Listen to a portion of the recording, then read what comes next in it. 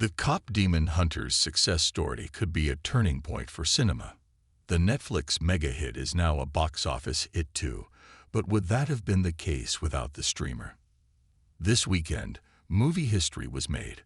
For the first time ever, Netflix had the #1 movie at the box office with its mega hit Cop Demon Hunters. However, while every single other film distributor would have celebrated this fact, the streamer didn't report the numbers. Instead, it put the version of the film in theaters immediately onto its streamer. The message was clear. This wasn't meant to be a huge money grab or play for theatrical dominance. It was more of a thank you to the fans who streamed the film in record numbers and an elaborate advertisement for Netflix. But the film's undeniable success brings up many questions about how and why this happened, if it could be repeated, and what all that means. The biggest question among those is whether Cop Demon Hunters would have been as big a success had it been exclusively released in theaters.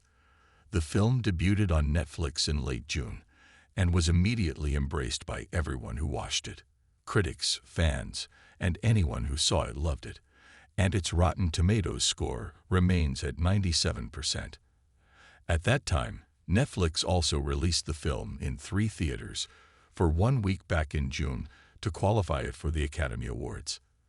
The streamer never reported that data, but we can tell you it was not #1 at the box office. The awareness and popularity were just beginning, and they haven't stopped.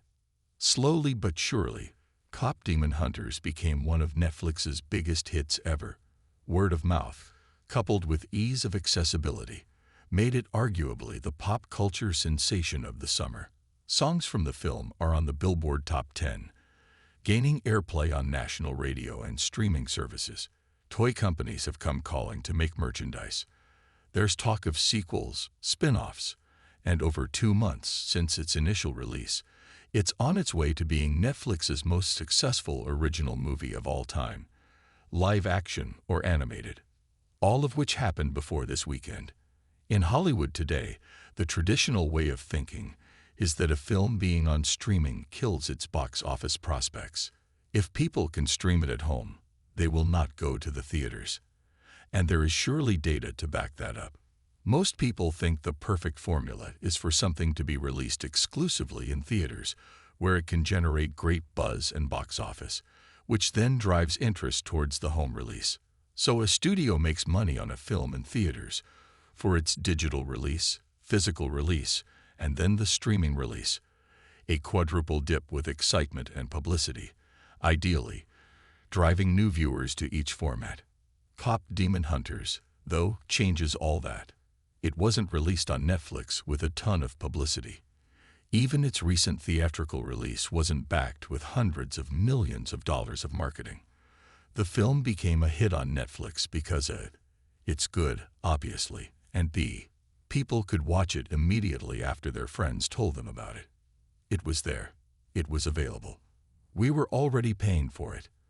And by the time, months later, the film got a larger theatrical release, it had permeated the culture to become less a first-run hit and almost a repertory movie. A movie that fans are so familiar with, they pay to see it in theaters just for the experience. Historically, those kinds of movies can be box office successes, but not always. Star Wars, for example, going all the way back to the 1980s, through the special editions of the 1990s, and to the prequel releases in recent years, proves that. But those movies had already been available at home for a long time. Cop Demon Hunters is generally thought of as a new title, which it is in terms of days. But in terms of popularity and awareness, thanks to the incredible speed with which we consume content in 2025, it's already well established beyond its age.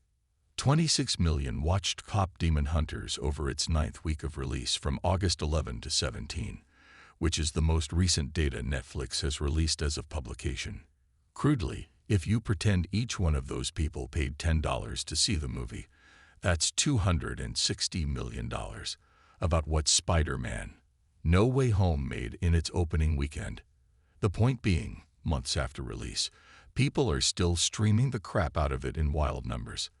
Would the film have made even close to that if it had gone the traditional route to theaters? Not in its ninth week, to be sure. Would kids of all ages have gone to theaters over and over to watch the movie in record numbers? Maybe. But the fact that it had already become something everyone could enjoy certainly aided in this case.